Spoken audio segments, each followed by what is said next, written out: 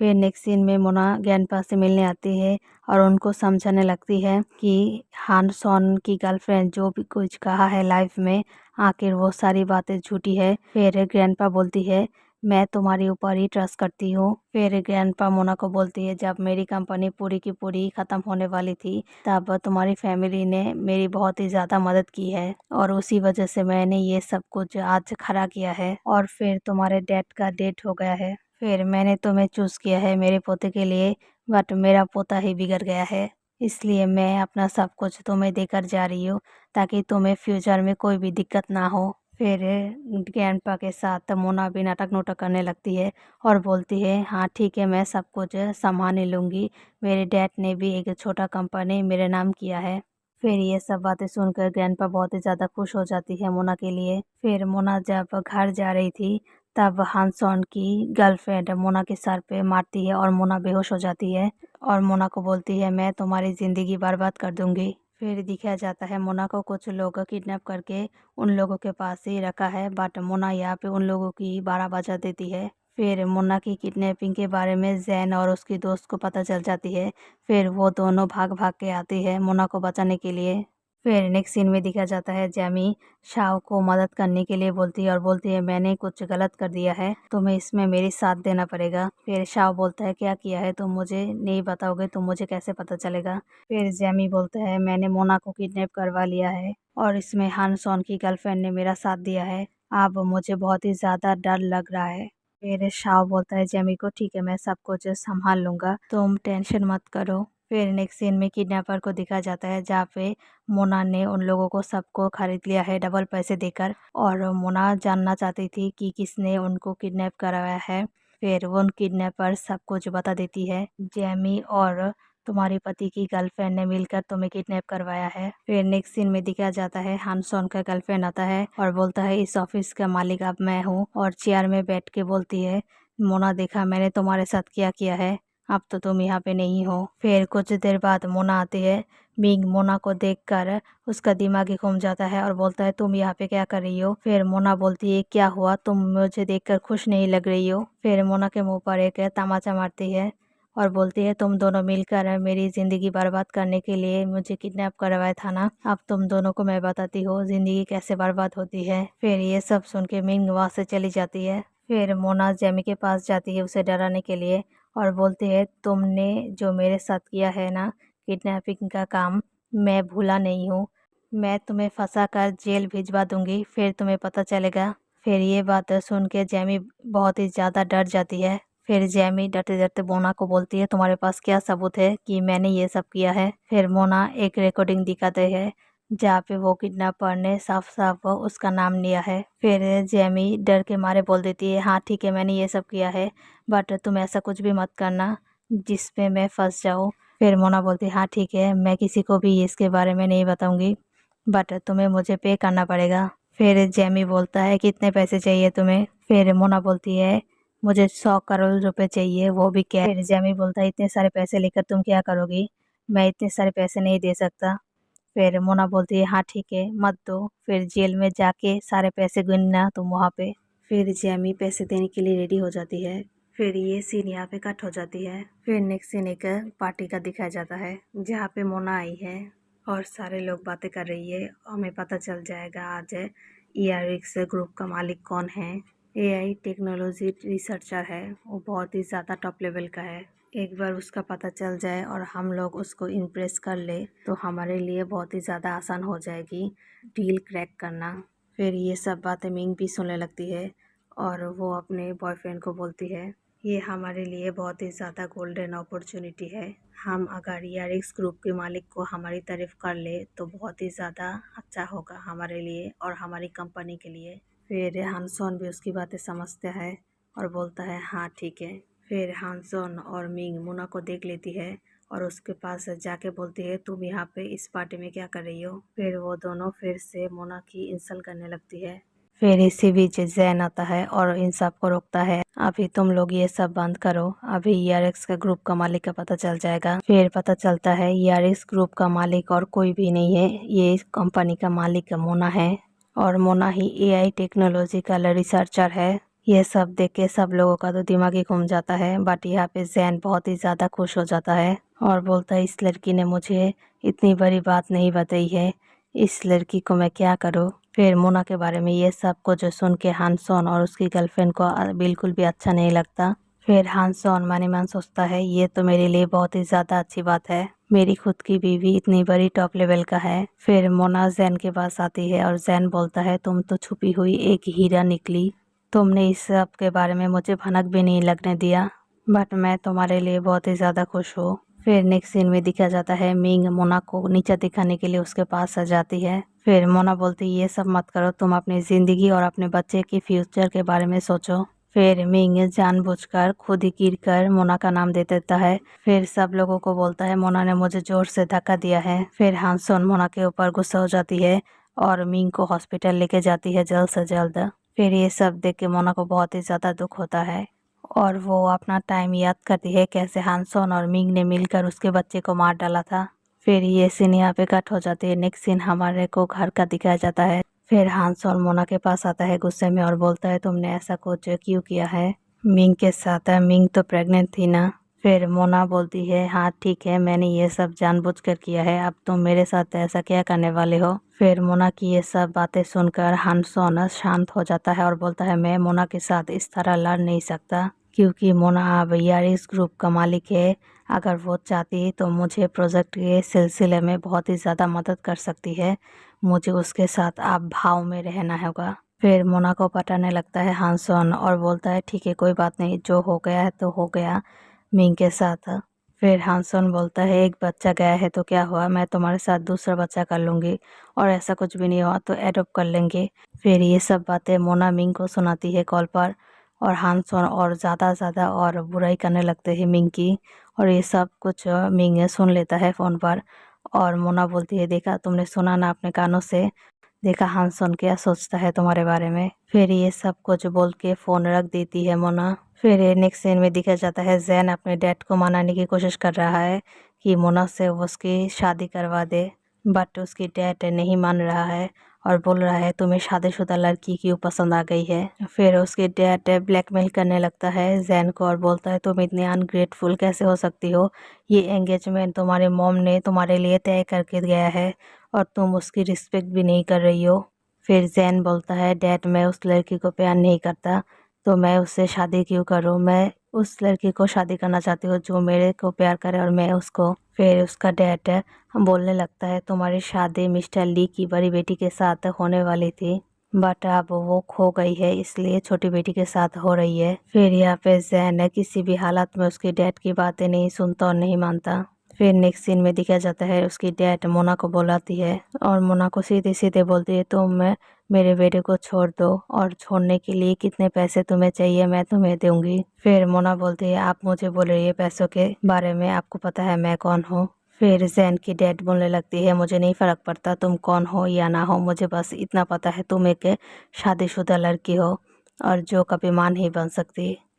जैन को आगे जाके इस खानदान का एक वारिस चाहिए होगा, क्या तुम उसे दे सकती हो। फिर ये सब बातें सुनकर मोना अपसेट हो जाती है और वहाँ से चली जाती है। फिर नेक्स्ट सीन में जैन को दिखाया जाता है जो मोना को मनाने के लिए बहुत ही ज़्यादा कोशिश कर रही है। मोना एक पल के लिए जैन की सारी बातें मान जाती है बट उसकी डैड की बातें सुन के वो अपसेट हो जाती है। फिर मोना जैन को किस कर लेता है और जैन भी मोना को किस करता है। फिर अचानक मोना जैन को धक्का दे देती है और बोलता है हमारा तो अब ब्रेकअप हो गया है ना, इन सब की अब कोई ज़रूरत नहीं है। फिर जैन उसकी बातें समझ नहीं पाता और बोलता है तुम्हें अब क्या हो गया है। फिर मोना जैन को गुस्सा दिलाने के लिए उल्टा सीधा बातें करने लगती है और बोलता है मैं अब तुमसे बोर हो गई हूँ इसलिए मैं तुम्हें छोड़ना चाहती हूँ और तुम्हारे डैड ने बहुत ही अच्छी रकम दी है तुम्हें छोड़ने के लिए। फिर ये सब बातें सुनकर जैन की तो होश ही उड़ जाती है। फिर जैन बोलता है मोना को तुम खुद ही इतनी अमीर हो और फिर भी पैसों के लिए मेरे को और मेरे प्यार को सौदा कर लिया मेरे डैड के साथ। फिर जैन मोना को गुस्से में छोड़कर यहाँ से चली जाती है। फिर मोना बहुत ही ज़्यादा रोती है। फिर नेक्स्ट सीन में जैमी को दिखाया जाता है जहाँ पे वो सच से गिरने का धमकी दे रहे हैं उसके मॉम और डैड को और बोलती है अगर मुझे जैन नहीं मिला तो मैं इस ज़िंदगी का क्या करूँगी, मैं मर जाऊंगी। फिर उसकी मॉम और डैड समझाने लगता है और बोलता है जैन से ही तुम्हारी शादी होगी तुम इस बात का कोई टेंशन मत लो, तुम नीचे आ जाओ। फिर यहाँ पे जैन आ जाता है। फिर जेमी को समझा बुझा कर नीचे ले आती है। फिर जेमी उसको पकड़ के बोलता है, मुझे पता था तुम आओगे, तुम मुझसे भी बहुत प्यार करते हो। फिर शाओ मोना को यहाँ पे ले आता है ये सब सीन दिखाने के लिए, और मोना को जाके बोलता है, देखा तुमने जेमी को कैसे जैन ने बचा लिया। फिर मोना हंस के शाओ को बोलती है, तुम ये सब सीन दिखाने के लिए मुझे यहाँ पे लेके आई हो, क्या बकवास सीन है। फिर मोना की ये सब बातें सुनकर शाओ को तो गुस्सा आ जाता है। फिर मोना वहाँ से चली जाती है, और जाते हुए जैन भी देख लेता है। फिर जैन जेमी को बोलने लगता है, मैं कोई प्यार व्यार तुम्हें नहीं करता, तुम ये सब बातें अपने दिमाग से निकाल दो। और उसको पता चल जाता है शाओ ने मोना को यहाँ पे लेके आया है ये सब सीन दिखाने के लिए। फिर जैन बहुत ही ज़्यादा गुस्सा हो जाता है शाओ के ऊपर, क्योंकि क्यों इसने मोना को यहाँ पे बुलाया है। फिर मोना को दिखा जाता है बहुत ही ज़्यादा ड्रिंक करके घर वापस आ जाती है। फिर ये देखकर हानसोन मोना को रिसीव करने जाता है और बोलता है, अच्छा हुआ कि तुम टाइम पे घर आ गई हो, मैं तुम्हारा इंतज़ार कर रही थी। फिर हानसोन मोना को बोलने लगता है, हमारे इस रिश्ते को हमें एक और मौका देना चाहिए। मैं तुम्हें प्रॉमिस कर रही हूँ, मैं मिंग को बहुत ही दूर भेज दूंगी कि उसकी शक्ल तुम्हें दोबारा देखनी ना पड़े। फिर हानसोन की ये सब बातें इग्नोर करके मोना वॉशरूम में चली जाती है। जब मोना शावर लेकर बेडरूम में आती है सोने के लिए, उसे देखता है हानसोन बेड पे लेटा हुआ है रोमांटिक के तरीके से, और ये देख के मोना चौंक जाती है। फिर मोना के दिमाग में कुछ आइडिया आता है, और वो बोलता है, ठीक है, हम दोनों को इस रिश्ते को एक मौका देना चाहिए। फिर उसकी और हानसोन की एक रोमांटिक फ़ोटो वो खींचकर मिंग को भेज देती है। फिर मोना ये सब करने के बाद हानसोन को एक बहुत ही ज़्यादा ज़ोर से घूंसा मारती है, जिसके कारण वो बेहोश हो जाता है। फिर ये सब तस्वीर मिंग देख के बहुत ही ज़्यादा गुस्सा हो जाता है। फिर बोलता है, हानसोन तुम मुझे इस तरह कैसे धोखा दे सकती हो। फिर नेक्स्ट सीन में दिखाया जाता है जैन बहुत ही ज़्यादा ड्रिंक करता है मोना को मिस करके। फिर इसी बीच जैन का फ़ायदा उठाने के लिए जेमी उसके पास आता है। फिर जैन को नशे में लग रहा है ये मोना ही है, वो बहुत ही ज़्यादा खुश हो जाता है। फिर उसको पटाकर जेमी जैन को घर ले आती है। फिर जेमी इस चीज़ का फ़ायदा उठाने जाती है। फिर इसी बीच जैन को होश आ जाता है और जेमी को बहुत ही ज़ोर से धक्का दे देती है और बोलते, तुम यहाँ पे मेरे साथ क्या कर रही हो। इसी बीच मोना आती है जैन को बचाने के लिए उसके घर, क्योंकि उसे पता चल जाता है जेमी जैन के साथ क्या करने वाली है। फिर मिंग मोना को रोक देती है और बोलती है, तुम यहाँ पे क्या कर रही हो, जेमी और जैन को क्यों नहीं छोड़ देती, जो तुम जैन को नहीं दे सकती जेमी वो जैन को दे सकता है, फिर तुम उसे क्यों नहीं छोड़ देती। फिर ये सब बातें सुनकर मोना कुछ भी नहीं बोलता और फिर वापस जाने लगता है। फिर इसी बीच जैन मोना को पीछे से पकड़ लेता है। फिर बोलता है, तुम मुझे छोड़ के ऐसे कैसे जा सकती हो, मैं तुमसे बहुत ही ज़्यादा प्यार करती हूँ। फिर जेमी ये सब देख के जैन को एक चाटा मारती है और बोलती है, हम बचपन के स्वीटहार्ट्स है, तुम्हें मुझसे प्यार करना चाहिए न कि इस लड़की को। फिर गुस्से में आकर जैन उसका गला दबा देती है और बोलती है, मैंने क्या तुम्हें प्रॉमिस किया है, मैं तुमसे प्यार करती हूँ और तुमसे शादी करना चाहती हूँ, ये सब बकवास बातें यहाँ पे मत करो। फिर जैन मोना को घर लेके सोफे में पटकता है और बोलता है, तुम मुझे इस तरह नहीं छोड़ सकती, हमारे बीच जो भी मिसअंडरस्टैंडिंग है मैं सब कुछ सॉल्व कर दूंगी। फिर नेक्स्ट सीन में दिखा जाता है मिंग ग्रैंडपा को मनाने आती है। फिर मिंग बोलती है, आपको आपकी ग्रैंड चाइल्ड का चिंता करना चाहिए जो मेरे पास है। फिर ग्रैंडफादर बोलती है, हाँ ठीक है, तुम उसे पैदा कर लो, फिर मैं उसे मोना को दे दूंगी, मोना उसे पाल पोस कर बड़ा करेगा, बट तुम इस घर की बहू नहीं बन सकती। मिंग बहुत ही चालाकी से ग्रैंडफादर की चाय में कुछ मिला देती है ताकि उसको पी के उनकी तबीयत खराब हो जाए। फिर वो चाय ग्रैंडफादर पी लेती है और उसकी तबीयत खराब हो जाती है। मिंग यहाँ पे बहुत ही ज़्यादा खुश हो जाती है क्योंकि ग्रैंडफादर की तबीयत खराब हो गई है। फिर यहाँ पे मोना आती है और हानसान को बहुत ही ज़ोर से के तमाचा लगा देती है और बोलती है, तुम्हारी वजह से ही ग्रैंडफादर की तबीयत खराब हो गई है, तुम दोनों ने ऐसा कुछ किया होगा। फिर हानसान बोलते हैं, तुम पागल हो गए हो क्या, मिंग ने ही ग्रैंडफादर की जान बचाई है, अगर आज मिंग टाइम पे ग्रैंडफादर को हॉस्पिटल ना लेके आती तो वो बच ही नहीं सकती। फिर मोना बोलती है, तुम उनसे मिलने गई क्यों थी, मुझे पहले ये बताओ। फिर मोना और हानसाना ग्रैंडफादर को मिलने जाती है। फिर मोना ग्रैंडफादर के साथ बातें करके वहाँ से चली जाती है। फिर हानसोन उसके ग्रैंडफादर को बोलने लगती है, आपको ऐसा नहीं करना चाहिए था मेरे साथ।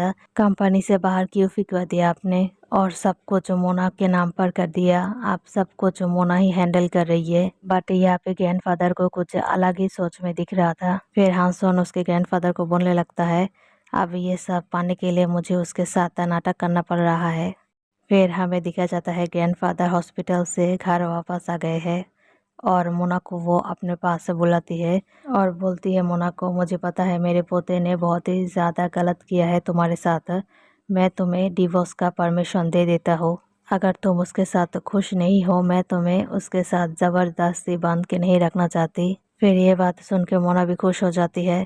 फिर दिखा जाता है मोना और हांसोन ने एक दूसरे को साथ डिवोर्स ले लिया है। फिर डिवोर्स लेके मोना जैन के पास आती है और जैन बहुत ही ज़्यादा खुश हो जाता है और बोलता है, अब मैं तुमसे शादी करने वाली हूँ, तुम इस चीज़ के लिए रेडी हो जाओ।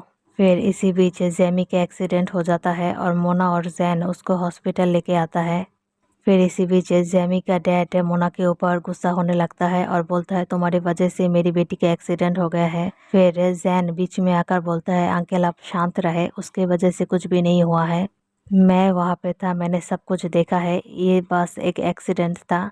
फिर डॉक्टर आ जाते हैं और जैमी के डैड को बोलता है, आपकी बेटी अब ठीक है, वो मोना से मिलना चाहती है। फिर मोना अंदर जाती है उससे मिलने के लिए। मोना को देखकर जैमी पैर पकड़ लेती है और बोलते हैं, तुम जैन को मुझे भीख दे दो, मैं जैन के बिना नहीं रह सकती। फिर ये बात बोल के मोना के कपड़े खींचने लगता है। फिर मोना जैमी को समझाता है और बोलता है, जैन तुमसे प्यार नहीं करता। ये बात बोल के वो वहाँ से चली जाती है। जाते हुए मोना का एक जेट पेंडेंट वहाँ गिर जाती है।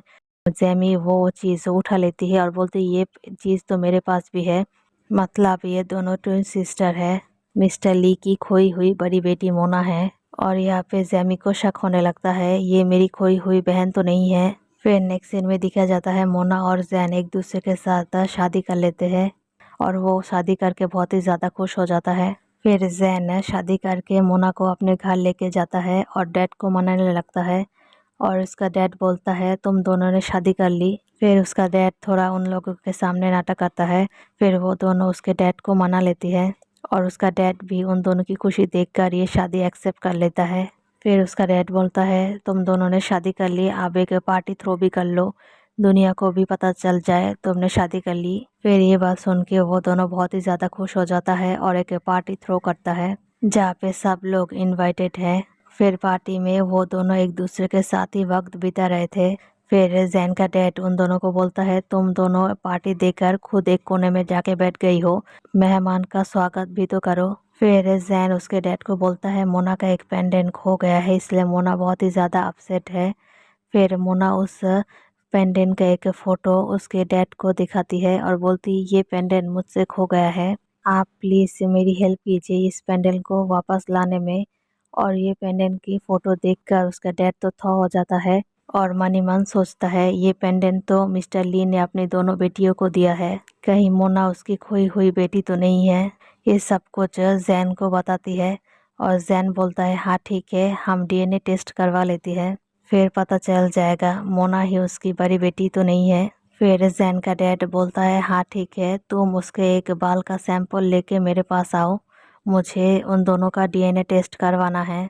फिर उसके डैड के बातों पर जैन भी मान जाता है और बोलता है, हाँ ठीक है, मैं दे दूंगी आपको। फिर रात को जैन मोना को सब कुछ बता देती है और बोलता है, मेरे डैड को लगता है तुम मिस्टर ली की खोई हुई बड़ी बेटी हो, इसलिए मेरे डैड चाहते हैं एक डीएनए टेस्ट हो तुम्हारा और मिस्टर ली का।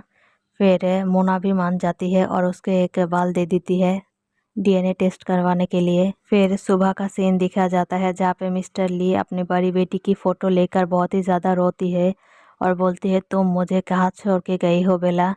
उसकी बड़ी बेटी का नाम बेला था।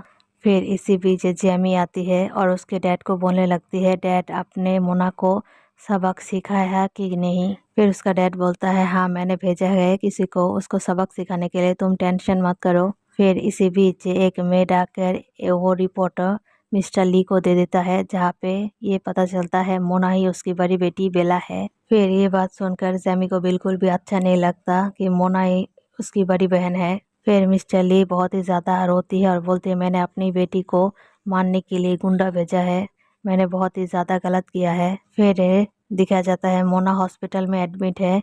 जैन उसको पकड़ के बहुत ही ज़्यादा रोती है और बोलती है मोना आंखें खोलो, तुम बहुत ही जल्द ठीक हो जाओगे। फिर जैन का डैड मोना के लिए बहुत ही ज़्यादा प्रे करता है। फिर इसी बीच रोते रोते मिस्टर ली आता है और जैन के डैड को बोलता है यही मेरी बेटी है बेला, मेरी बेटी को मारने के लिए मैंने गुंडा भेजा है, मेरी बेटी के ये हालत की जिम्मेदार अब मैं हूँ। फिर ये सब कुछ जैन सुन लेता है और मिस्टर ली के ऊपर बहुत ही ज़्यादा गुस्सा हो जाता है और बोलता है आपकी वजह से मेरी बीवी यहाँ पे है, मैं आपको छोड़ने नहीं वाला हूँ। इसी बीच मोना का होश आ जाता है और सब लोग अंदर आ जाता है। मिस्टर ली बोलता है मैं तुम्हारा डैड हूँ। फिर मोना उसको देखकर बोलता है मुझे ऐसी डैड की कोई ज़रूरत नहीं है जो मेरी जान के पीछे पड़ी हुई है। फिर नेक्स्ट सीन में मिंग और हानसोन को दिखाया जाता है, जहाँ पे मिंग हानसोन को बोल रही है तुमने मुझे धोखा देने की कोशिश की कि मैं तुम्हें जेल भिजवा दूंगी, तुमने मेरी बच्चे को भी मार डाला, अब तुम मुझसे पीछा छुड़ाना चाहती हो। हानसोन भी मिंग को मारना चाहती है बट सबसे पहले मिंग हानसोन के ऊपर अटैक कर देती है।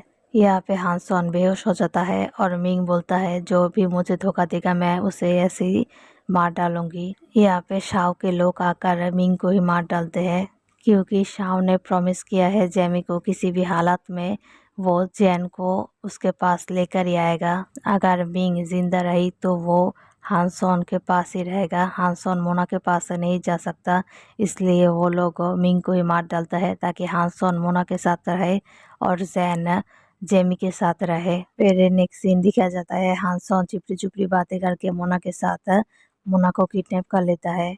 वो मोना को मारने की पूरी बंदोबस्त करने लगता है बट यहाँ पे मोना ही उसकी बारह बजा देती है मार मार के। फिर इसके बीच ग्रैंडफादर आ जाता है। मोना उनको बोलने लगती है कि हानसोन ने उसको मारने के लिए यहाँ पे किडनैप करके लेके आया है। ये बात बोलते बोलते हानसोन पीछे से मोना के सर पे एक डंडा मार देती है। फिर इसी बीच जैन पुलिस के साथ आ जाता है। फिर यहाँ पे होता है इस ड्रामा का नया ट्विस्ट, ग्रैंडफादर जानबूझकर हानसोन को धक्का देकर नीचे गिरा देती है जिसके कारण हानसोन की डेथ हो जाती है और सबको ऐसा दिखाने की कोशिश करता है कि वो हानसोन को बचाना चाहती है। फिर जैन मोना के पास जाता है। फिर वहाँ पे ग्रैंडफादर बेहोश होने की नाटक करने लगता है। फिर हमें हॉस्पिटल का सीन दिखाया जाता है जहाँ पे पुलिस मोना को पूछताछ कर रही है कि हानसोन की डेथ कैसे हुई, हानसोन कैसे मर गया। फिर मोना सब कुछ बता देती है। फिर पुलिस वहाँ से चली जाती है। फिर मोना एक प्लान करता है यहाँ पे जैन के साथ। फिर नेक्स्ट सीन में दिखाया जाता है शाओ जेमी से मिलने आती है और उससे बोलने लगती है तुम्हें ये सब टेंशन करने की अब कोई ज़रूरत नहीं है। फिर उन दोनों की बातों बातों में शाओ वो दो जेट पेंडल देख लेती है। शाओ बातों बातों में बोलती है ये दो जेट पेंडल तुम्हारे पास क्यों है। फिर जेमी बोलती है एक मेरा है और एक मेरी बहन का। फिर शाओ बोलता है तुम्हारी बहन मतलब, बोलती है मोना ही मेरी खोई हुई बड़ी बहन है और जो टूटा एक जेट पेंडेंट है वो मेरा नहीं मेरी बहन का है। फिर शाओ बोलती है क्या ये तुम्हारा नहीं है। फिर शाओ याद करता है 10 साल पहले जिस लड़की ने बारिश में उसकी मदद की थी जिसके कारण शाओ की जान बच गई थी, उसका जेट पेंडेंट भी टूटा हुआ था। इसका मतलब वो लड़की मोना थी, जेमी नहीं थी। मतलब यहाँ पे शाओ को लगता था जेमी ने उसकी जान बचाई है, इसलिए जेमी की हर एक चीज में शाओ मदद करता था। फिर ये सब कुछ जानने के बाद शाओ जेमी का गला पकड़ लेती है और बोलती है तूने मेरी जान नहीं बचाया, तूने मुझसे झूठ बोला, इस जेट पेंडल के जरिए मेरी जान तेरी बड़ी बहन ने बचाया है और मैंने उसकी ज़िंदगी बर्बाद कर दिया है तेरी वजह से, अब मैं तुझे छोड़ने वाली नहीं हूँ। ये बोल के शाओ गुस्से में वहाँ से चला जाता है। फिर घर की मेड ग्रैंडफादर को बोलती है मोना की तबीयत बहुत ही ज़्यादा ख़राब हुई थी हॉस्पिटल में, इसकी वजह से उसकी डेथ हो गई है। ये बात सुन के ग्रैंडफादर व्हील चेयर से उठ जाती है और मोना से मिलने हॉस्पिटल आती है और मोना भी यहाँ पे फुल ड्रामाबाजी करता है, बहुत ही अच्छा मारने का नाटक करता है ग्रैंडफादर का असली रूप देखने के लिए। पहले पहले ग्रैंडफादर नाटक करने लगता है और रोता है और बोलता है मोना तुम क्यों चली गई, अब मेरा क्या होगा, हमारी कंपनी क्या होगा, अब मेरा क्या होगा, हमारी कंपनी कौन देखेगा और तुम्हारा ईआरएक्स ग्रुप कौन चलाएगा। फिर वो असली रूप में आ जाता है और बोलता है कोई बात नहीं, ये सब कुछ मैं देख लूँगा। इन सब को पाने के लिए मैंने इतनी मेहनत की है। तुम्हारे परिवार को मैंने मार डाला और मेरे अपने पोते को भी मैंने मार डाला, ये सब कुछ पाने के लिए। बट तुम टेंशन मत लेना, मैं यहाँ पे ये सब कुछ सामान लूँगा बहुत ही अच्छे से। फिर ये सब बातें सुनकर मोना हंस के उठ जाती है और बोलती है कैसा लगा मेरा ड्रामा गेनपा। और गेनपा बोलती है तुम मरी नहीं हो क्या। फिर जैन भी पुलिस के साथ आ जाता है और ये सब कुछ रिकॉर्ड कर लेता है और पुलिस ग्रैंडफादर को पकड़ लेती है। फिर मोना ग्रैंडफादर को बोलती है मैंने सोचा भी नहीं था इन सब के पीछे मास्टरमाइंड आप होंगे। मुझे लगा इन सब के पीछे आपका पोता है, बट मैं गलत थी, इन सब के पीछे तो आप थे। मैंने इस पे सब कुछ रिकॉर्ड कर लिया है, अब जेल में जाके चक्की पीसना बहुत ही अच्छे से। फिर ग्रैंडफादर को पुलिस वहाँ से ले जाती है। फिर नेक्स्ट सीन में शाओ जेमी को किडनैप करके सुनसान जगह पे ले आती है और उससे बोलती है तेरी वजह से मैंने मोना की ज़िंदगी बर्बाद कर दी। फिर शाओ गुंडे लोगों को बोलती है इसे मार डालो जान से। फिर वहाँ पे मोना आ जाती है और जेमी बहुत ही ज़्यादा खुश हो जाता है, उसे लगता है मोना उसकी जान बचा लेगी। मोना आके यहाँ पे सब लोगों को अरेस्ट करवा देती है। फिर नेक्स्ट सीन में दिखाया जाता है मोना और जैन एक दूसरे के साथ शादी कर रहा है। यहीं पे ये ड्रामा ख़त्म हो जाती है। आप लोगों को ये ड्रामा अच्छा लगे प्लीज़ बताना कमेंट में, और लाइक शेयर और सब्सक्राइब भी करना।